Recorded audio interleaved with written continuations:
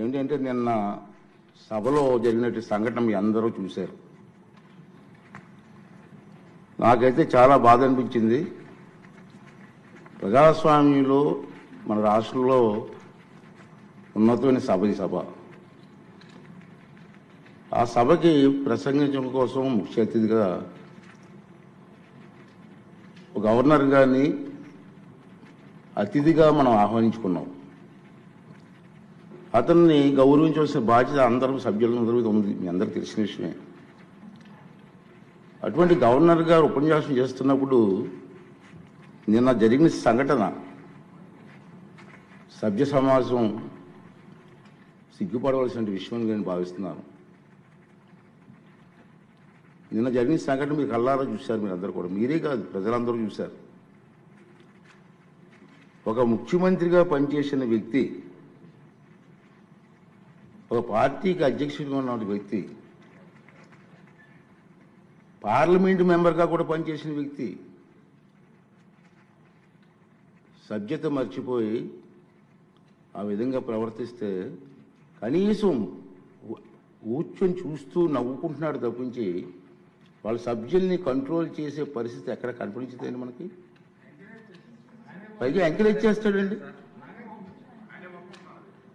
ఇది సాంప్రదాయం అండి, ఇది సాంప్రదాయం అంటారా?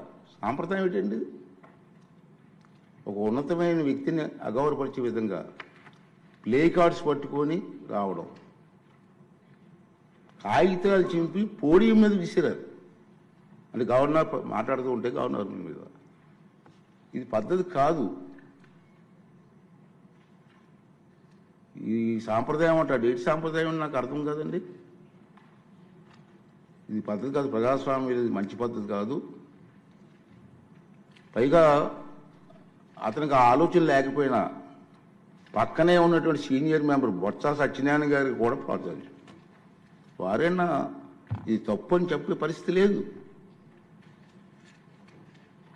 ఇటువంటి సంఘటనలు రాబోయే రోజులు జరగకూడదు అనేది నా తాలూకు ఆలోచన విధానం.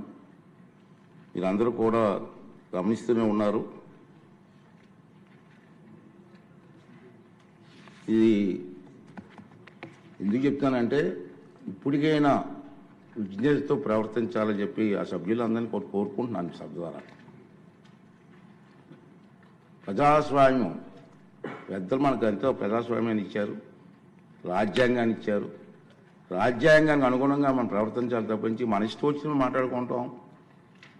సర్వ హక్కులు నాకే ఉన్నాయి, నేను మాట్లాడతానన్నది ఇది పద్ధతి కాదని చెప్పి ఈ సభ ద్వారా సభ్యులందరికీ, అన్ని పార్టీ సభ్యులకు కూడా మనం చేస్తున్నాను.